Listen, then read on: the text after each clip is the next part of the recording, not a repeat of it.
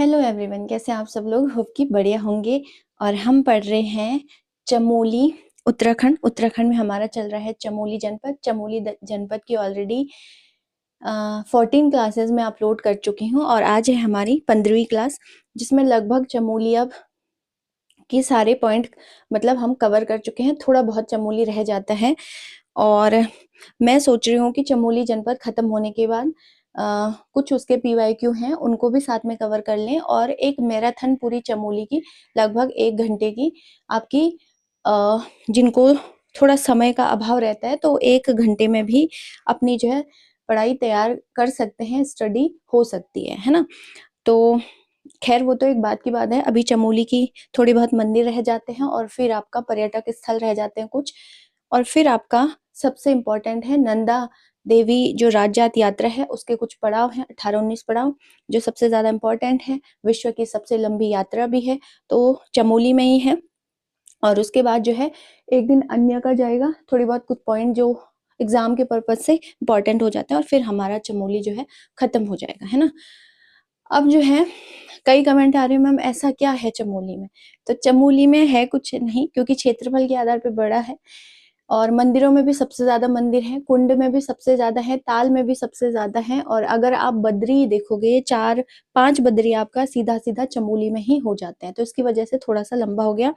और कुछ पॉइंट आते हैं जो हर डिस्ट्रिक्ट के अंदर आएंगे, तो मैंने थोड़े वो भी साथ में ब्रीफ किए थे, इसलिए जो है वो थोड़ा सा लंबा चले गया। खैर वो एक बात है ना। मैराथन भी एक इसकी करा देंगे ताकि जिसके पास इतना टाइम नहीं है वो थोड़ा सा इसको कवर कर पाए, है ना। चलिए फिर आगे देखते हैं और आज ले लेते हैं अगेन हमारा वही चीज। आपको पता ही होगी कि हम करने वाले हैं क्या, चमोली। और लेकिन उससे पहले जो है कुछ क्वेश्चंस की सीरीज जो हमेशा की तरह आपकी स्क्रीन पर है और आपको देखना है इसमें आपको पहले से कितने आते थे, नहीं आते हैं तो अब आपको याद हो जाएगा। सॉरी। पहला क्वेश्चन है, गढ़वाल में वह गीत जो घास काटते हुए जंगल में महिलाओं द्वारा गाए जाते हैं इन्हें कहा जाता है बाजूबंद। इन्हें कहा जाता है बाजूबंद। किस फल को हिमालयन स्ट्रॉबेरी कहा जाता है, तो भमोरा, है ना। नरेंद्र सिंह नेगी जी का गाना है भमोरा पाके ने, ऐसे करके कुछ गाना है। अकबर के काल में उत्तराखंड में तांबे की टकसाल कहाँ थी, तो ये थी हरिद्वार में। ठीक है, हरिद्वार। ये सारे PYQ हैं। उत्तराखंड का पहला वाटर ATM ये लगाया गया आपका कहाँ, पिथौरागढ़ में, पिथौरागढ़ में। और किस रानी के काल को ब्लैक पीरियड ऑफ गढ़वाल कहा जाता है, तो ये है आपकी महारानी कटौची। इसका जिक्र जो है जब हम कटौची, ठीक है, जब हम पवार वंश पढ़ेंगे तो उसके अंदर हम इनको पढ़ेंगे कि क्यों इनके काल को ब्लैक पीरियड ऑफ गढ़वाल कहा जाता है। तो ये 5 क्वेश्चन है, आप इसमें बता सकते हो कमेंट करके भी कि आपको कितने क्वेश्चन इसमें पहले से आते थे और नहीं आते हैं तो अब आपको याद रहेगा। चलिए फिर ये तो हुई एक बात, ले लेते हैं नेक्स्ट स्लाइड और आ जाते हैं अपने उत्तराखंड में कौन पे डिस्ट्रिक्ट है आपका, कौन, चमोली। ठीक है, डिस्ट्रिक्ट है आपका क्या, चमोली। चमोली। चलिए अब देखते हैं चमोली में हम क्या पढ़ने वाले थे। चमोली में हमारा जो है वो चल रहा है क्या, मंदिर। 4 बद्री हम ऑलरेडी कवर कर चुके थे, अगर आपको याद आ रहा होगा तो 4 बद्री में आपको पढ़ा चुकी थी। बृहद बद्री, भविष्य बद्री, योग ध्यान बद्री, और आपका एक तो भगवान बद्रीनाथ विशाल जो हैं, जो विशाल बद्री भी जिनको कहा जाता है, और आपका हो जाता है आदि बद्री। ठीक है, तो ये सारे जो हैं ये हम ऑलरेडी पढ़ चुके थे। उसके बाद बच जाते हैं चमोली के अंदर केदार। तो 2 केदार जो है वो आपको चमोली के अंदर पढ़ने हैं और 3 केदार आपको रुद्रप्रयाग के अंदर पढ़ने हैं। वेट अ मिनट, एक वायर है यहाँ, ये बार बार पैरों में आ रही है ना। तो चलिए देख लेते हैं। पंच केदार हैं, हालांकि केदार कितने हैं, 5 केदार हैं, पंच केदार है ना, लेकिन आपको पढ़ने हैं 2 केदार कितने, चमोली में। तो सबसे पहले है रुद्रनाथ, ये आपको पहले भी आया था, मैंने पहले भी बताया था, रुद्रनाथ मंदिर। और ये है आपके चतुर्थ मतलब चौथे नंबर के केदार हैं, 4th नंबर के केदार हैं रुद्रनाथ। इनके इसके बारे में मैंने आपको बताया था कि गोपेश्वर के कहा, गोपेश्वर में मंडल मंडल में जो सगर गांव है वहां से इसका ट्रैक शुरू हो जाता है ना, वहां से इसका ट्रैक शुरू हो जाता है। और यहाँ पर पूजा जो होती है इनकी, मतलब शिव भगवान की, ये रौद्र रूप की होती है, रौद्र रूप की पूजा होती है इनकी यहाँ पे, है ना। हर जगह अलग अलग रूप की उनकी पूजा होती है। तो यहाँ पे पूजा होती है रुद्रनाथ, मतलब आप याद रख सकते हो, रौ से रुद्रनाथ, रौ से रौद्र रूप की पूजा, है ना। ये क्वेश्चन शायद कहीं आया था कि 4 केदार आपको दिए थे और आपको मैच करने थे कि कहाँ पर किस की पूजा होती है ना, किस भाग की पूजा होती है, इस टाइप से क्वेश्चन आया था। तो गोपेश्वर का जो रुद्र, मतलब गोपेश्वर नहीं, जो रुद्रनाथ है वहां पर भगवान शिव के रौद्र रूप की पूजा होती है ना। और यहीं पर जो है एक मतलब इसी रुद्रनाथ के पास ही है एक वैतरणी नदी। क्या है? वैतरणी नदी। और इस वैतरणी नदी को यम की नदी भी कहा जाता है, यम की नदी भी इसे कहा जाता है ना। तो ये क्या है आपका, यही वैतरणी नदी किसके पास, वैतरणी मतलब जिसे तरा न जाए, इसके ऊपर मान्यता है। दादी एक कहानी सुनाती थी, अगर आप इंटरेस्टेड हो तो मैं सुना लेती हूँ 2 मिनट में।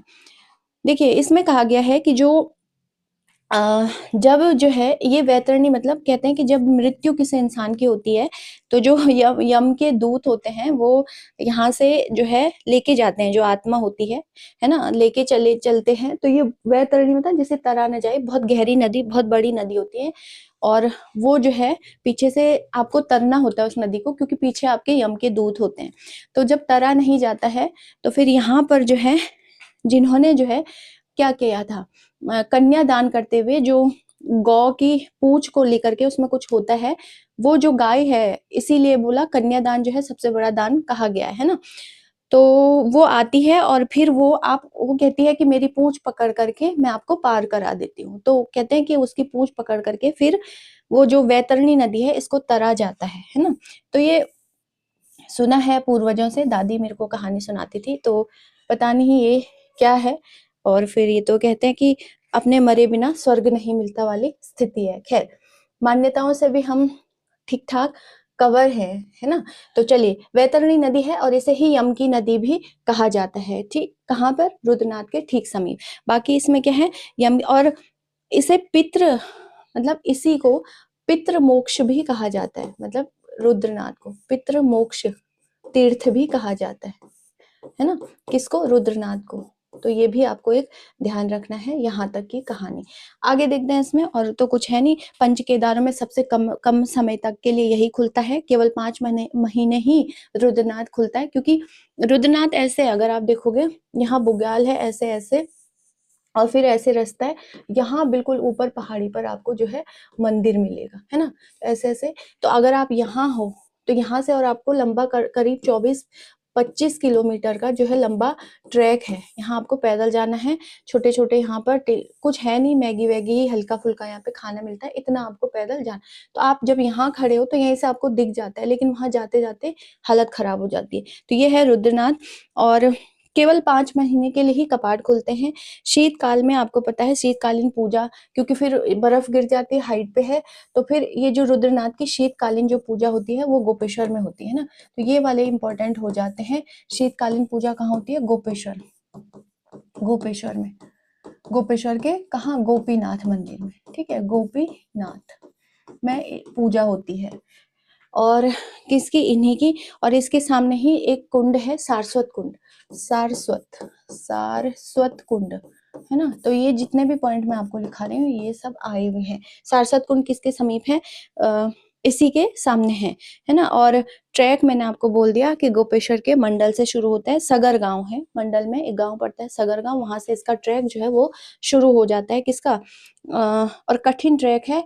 मई टू, अगर आप देखोगे तो जो मई टू जून, नहीं, मई टू अक्टूबर, 5 महीने ये खुला रहता है ना। इतने टाइम में ही ये खुला रहता है, फिर बर्फबारी यहाँ गिर जाती है। चलिए आगे देखते हैं। और एक पौराणिक मान्यता है कि महाभारत के बाद जब महाभारत हो गया था तो पांडवों को जो है पाप से मुक्ति दिलाने के लिए शिव भगवान ने यहाँ पर जो है क्या किया था, मतलब दर्शन उनको दिए थे ना। और मतलब बैल के रूप में वो प्रकट हुए थे और दर्शन दिए थे। तो ये एक बात हुई। आगे बढ़ते हैं। ये तो हमारा क्या हुआ, रुद्रनाथ। अब देखते हैं केदार, कल्पेश्वर, है ना, कल्पेश्वर। यहाँ पर इसको कुछ दिक्कत है ना, इसीलिए नहीं लिखता है यहाँ पे, कल्पेश्वर, है ना।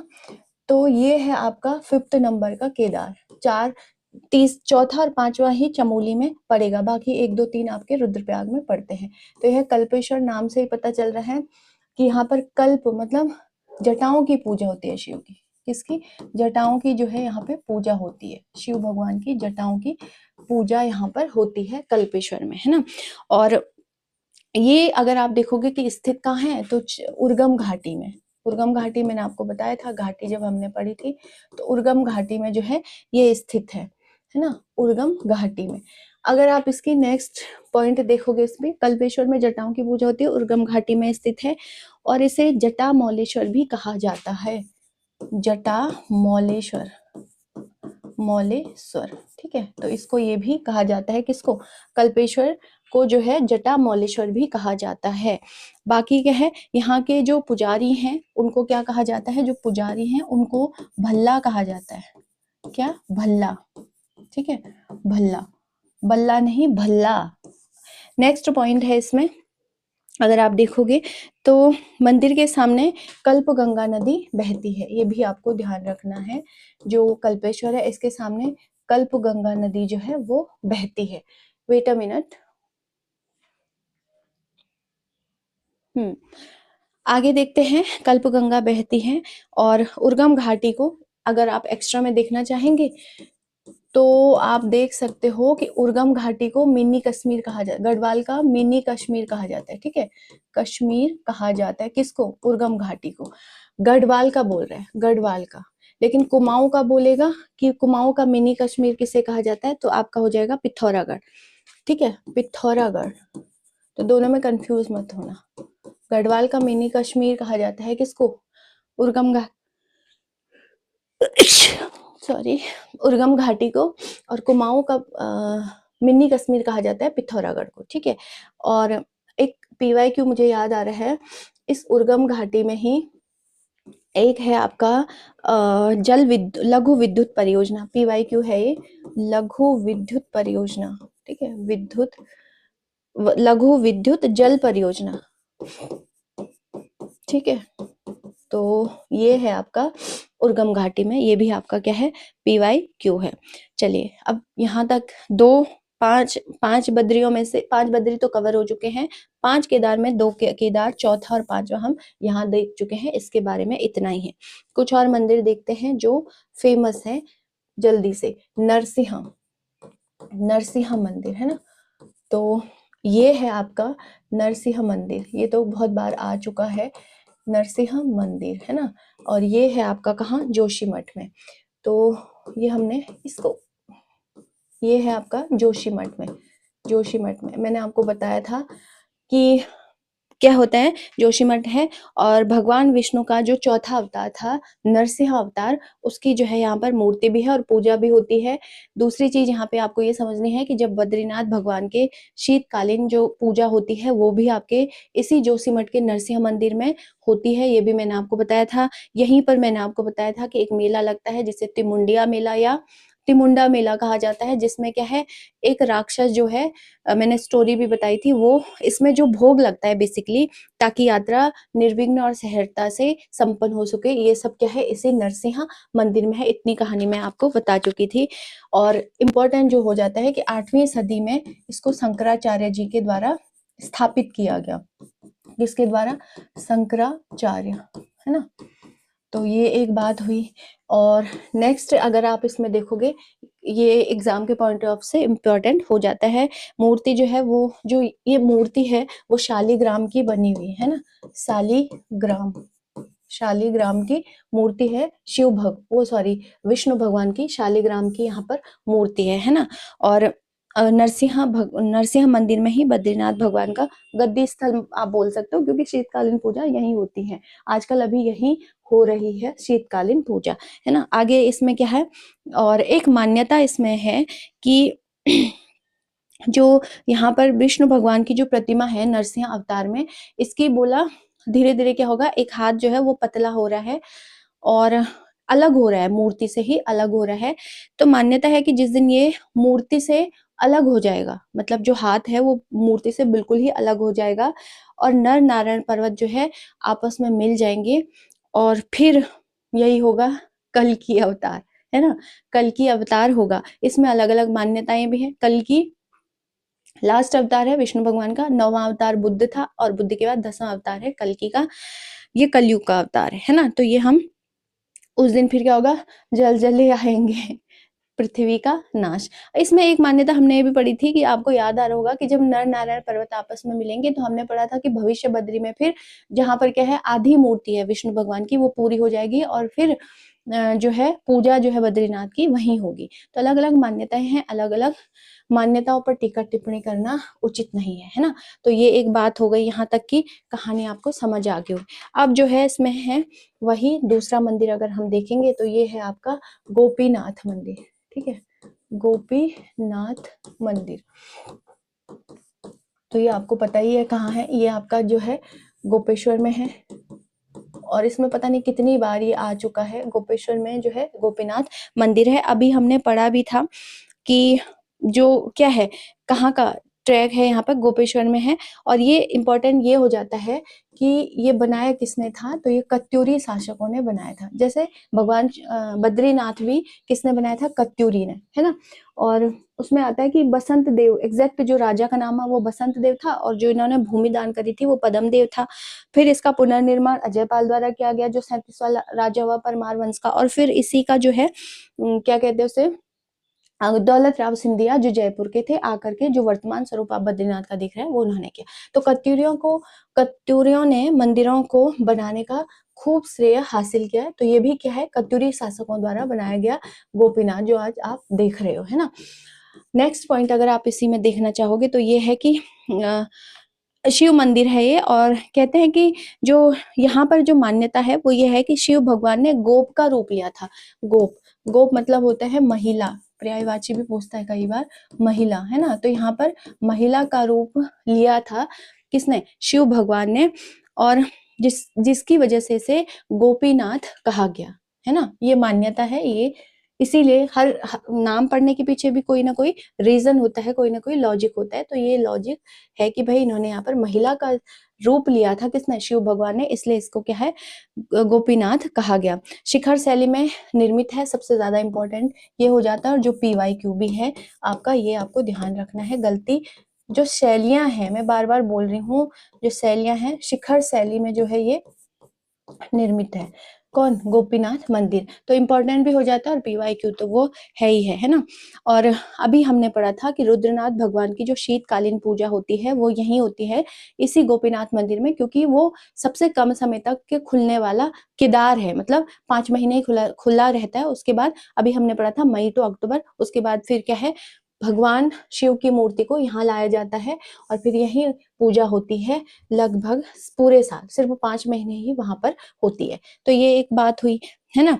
अब इसमें इंटरेस्टिंग पॉइंट ये है कि एक इंटरेस्टिंग पॉइंट है इस गोपीनाथ मंदिर के बाहर, वो क्या है कि इस गोपीनाथ मंदिर के बाहर एक त्रिशूल है ना, एक त्रिशूल है, त्रिशूल स्थापित है। मान्यता यही है और ये त्रिशूल सबसे इंटरेस्टिंग यहाँ का बन जाता है। तो त्रिशूल क्या है कि इस मंदिर के प्रांगण में त्रिशूल है और अपने अद्भुत गुणों से प्रसिद्ध है। इसमें कहा गया है कि यह त्रिशूल जो है वो सामान्य ताकत से बिल्कुल भी नहीं हिलती है, बल्कि इसे क्या करना पड़ता है, अपनी इंडेक्स फिंगर यानी जो तर्जनी होती है उससे जो है अगर आप उसे टच करोगे तो यह कंपन करता है ना। और ये सही बात है, ये खुद हमने भी देखा है, ऐसा होता है। तो ये इंपॉर्टेंट यहाँ पर हो जाता, मतलब इंटरेस्टिंग है ये थोड़ा सा, क्योंकि आप पूरी ताकत लगा रहे हो नहीं उठेगा, कुछ ना कुछ ही होगा। लेकिन आप अपनी इंडेक्स फिंगर यानी सिर्फ तर्जनी उंगली लगाते हो तो ये कंपन करता है, उठता तो नहीं है लेकिन वाइब्रेट करता है, कंपन करता है। ठीक, ये एक बात हुई। आगे देखते हैं इसमें। और 5 मीटर लंबा है और 8 धातु से बना है। अगर आप देखोगे इसकी लंबाई तो 5 मीटर लंबी है त्रिशूल की लंबाई। और अष्ट धातु बोलते हैं ना, अच्छी मानी जाती, तो ये अष्ट धातु से बनी हुई है, अष्ट धातु से निर्मित है कौन, ये त्रिशूल, है ना। ये एक बात हो गई। आगे देखते हैं इसमें क्या है। और बाकी अगर आप एग्जाम के ये तो है ही है, एग्जाम के पॉइंट ऑफ व्यू से देखोगे तो एक राजा, नेपाल का राजा था जिसका नाम क्या था, अशोक चल। अशोक चल, तो अशोक चल के यहाँ पर क्या है, सॉरी, अशोक चल के यहाँ पर क्या मिल जाते हैं, और नागवंश, अशोक चल प्लस नागवंश राजाओं के यहाँ पर शिलालेख मिल जाते हैं, आज भी हैं, है ना, क्या मिल जाता है, शिलालेख यहाँ पर मिल जाते हैं। तो ये आया क्वेश्चन है जो मैं आपको लिखा रही हूँ, है ना। तो अशोक चल और ना, अशोक चल तो नेपाल का राजा था और उनके क्या मिलते हैं यहाँ पर, वो मिलते हैं, शिलालेख मिलते हैं, और इसे ऐतिहासिक धरोहर भी कहा गया है। भारतीय पुरातत्व द्वारा इसे महत्वपूर्ण स्मारकों में शामिल कर दिया गया है, गोपेश्वर के गोपीनाथ मंदिर को। ठीक है, यहाँ तक की कहानी क्लियर हो गई होगी। आगे देखते हैं और समझते हैं अनसुया माता मंदिर। नेक्स्ट है अनुसुया माता मंदिर, ये तो माता मंदिर है ना, माता मंदिर, तो माता मंदिर, तो अनसुया माता के मंदिर में क्या है, ये भी गोपेश्वर में है, मतलब गोपेश्वर में ही ये स्थित है, और पुत्रदायिनी के रूप में भी इस मंदिर को मान्यता मिली हुई है।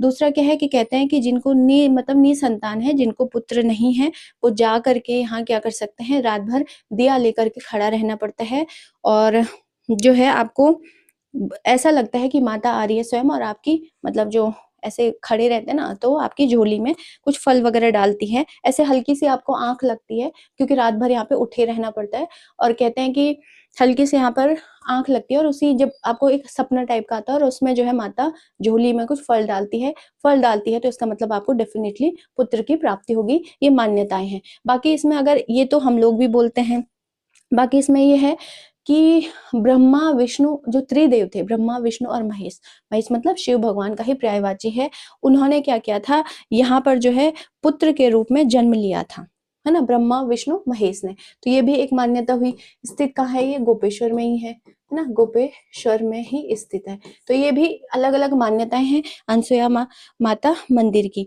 और त्रिदेवों की यहाँ पर मतलब जन्म दिया था माता अनसुया ने, ये एक कहानी है। प्रतिवर्ष यहाँ पर एक मेला लगता है दत्तात्रेय जयंती पर, दत्तात्रेय जयंती पर, तो यहाँ पर एक मेला लगता है दत्तात्रेय जयंती पर, कब, हर साल, यानी कि प्रतिवर्ष। तो क्वेश्चन मेले में भी हमने पढ़ा था दत्तात्रेय मेला, जब आपको याद आ रहा होगा जब हमने मेले कवर किए थे चमोली जनपद के, है ना, तो ये लगता है यहाँ पर, और इसके निकट ही अत्र मुनि आश्रम है, तो अत्र मुनि आश्रम भी इसी के निकट है। ये एक बात हो गई आपकी, है ना। चलिए फिर, अगर इसमें जो है शैली आप देखोगे तो शैली है इसकी नागर शैली, नागर, है ना, शिखर शैली, नागर शैली, ये सब द्रविड़ शैली। अभी आपको जब हिस्ट्री बताऊंगी मतलब उत्तराखंड की नहीं, कहाँ की, इंडियन हिस्ट्री बड़ी इंटरेस्टिंग है, तब आपको समझ आएगा। यहाँ तक की कहानी समझ आ गई होगी, है ना। तो ये कुछ मंदिर थे, हालांकि अभी कुछ और मंदिर रह जाते हैं जो थोड़े इंपॉर्टेंट हो जाते हैं। एक दिन आपका मंदिर वाली सीरीज और चलने वाली है, और उसके बाद जो है आपका फिर हम चमोली में क्या पढ़ेंगे, पर्यटक स्थल पढ़ने वाले। थोड़ा सा मैं आपको, अच्छा एक चीज है, मैं आपको जो है, मैंने आपको केदार तो पढ़ा है, लेकिन मैं उनकी फोटो दिखाना आपको भूल गई। ये तो पता नहीं क्या है, देखिए ये है वृद्ध बद्री, जल्दी जल्दी से हम देख लेते हैं। ये है वृद्ध बद्री मंदिर, है ना, वृद्ध बद्री।